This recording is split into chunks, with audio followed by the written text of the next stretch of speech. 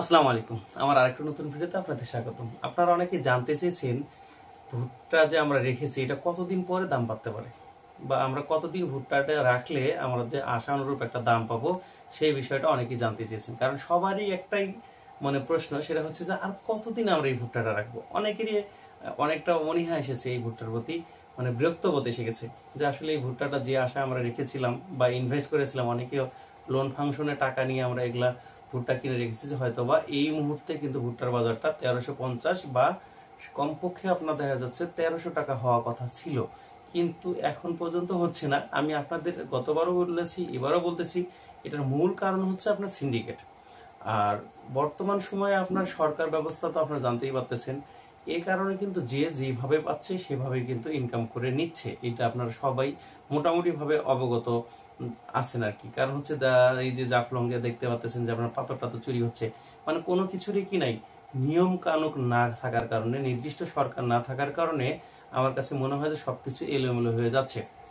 তারপরেও যে বিষয়টা আপনার অনেকেই হয়তো ভাবতেছেন যে আসলে আর কতদিন রাখবো, অধৈর্যটা এসে গেছে। আমার নিজেরও কিছু ভুট্টা রয়েছে।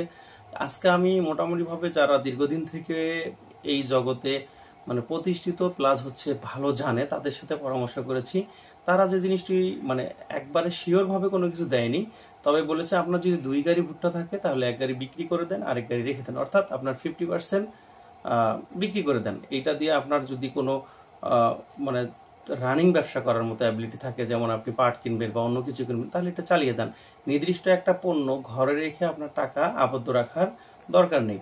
আর যেহেতু এইটা হচ্ছে নষ্ট হওয়ার সম্ভাবনাও রয়েছে, যাদের মাল শতভাগ ভালো রয়েছে, আপনার নষ্ট হওয়ার সম্ভাবনা আরো 2 মাস থাকবে না, এই মালগুলো আপনার ধরে রাখেন। উনি বলেছে হঠাৎ করেই ভালো একটা কিছু আশা করবেন, এটা আমিও জানি এটা হবে, কিন্তু আমি বলতেছি না যে রাখেন। কারণটা হচ্ছে এই মুহূর্তে ভুট্টার দাম কিন্তু বেশি হওয়ার কথা ছিল, কিন্তু হচ্ছে না। আসলে এটা আপনি মানে এটা চেঞ্জ করার মতো অ্যাবিলিটি আমাদের নেই।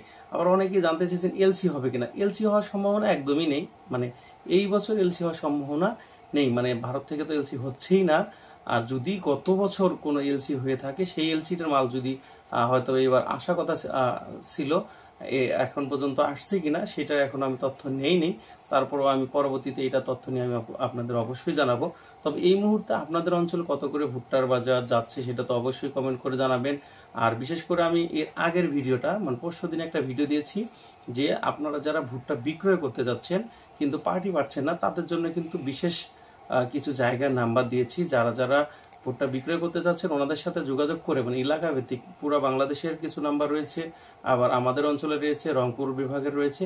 এই অঞ্চলের নাম্বারগুলো যদি আপনারা নেন তাহলে আপনার বিক্রয় করতে একটু সুবিধা হবে, আপনার তথ্য জানতেও সুবিধা হবে। এই কারণে আমি কিন্তু নাম্বারগুলো দিয়েছি। আপনারা চাইলে 2 দিন আগের যে ভিডিওটা, ওইটার ভিতরেই নাম্বার আছে, ওইখান থেকে নিয়ে আপনারা দেখতে পারেন। আমার ডিসক্রিপশনেও আমি নাম্বারটা দিয়ে রাখতেছি বা ভিডিও লিঙ্কটা দিচ্ছি, আপনারা সেখান থেকে নাম্বার দেওয়া আছে, আপনারা নিজেরাই সরাসরি তাদের কাছে যোগাযোগ করে ভুট্টা বিক্রয় করতে পারেন।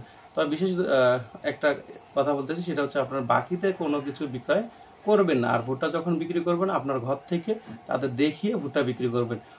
ওনারা বলবে যে আমাদের পৌঁছে দেন, এই শর্তে কখনোই রাজি হয়ে না। ওইখানে গেলে কিন্তু আপনার ভুট্টার অনেকগুলো দোষ ধরতে পারে। আর সর্বশেষ যে কথাটি, ধৈর্যর হারা হবেন না।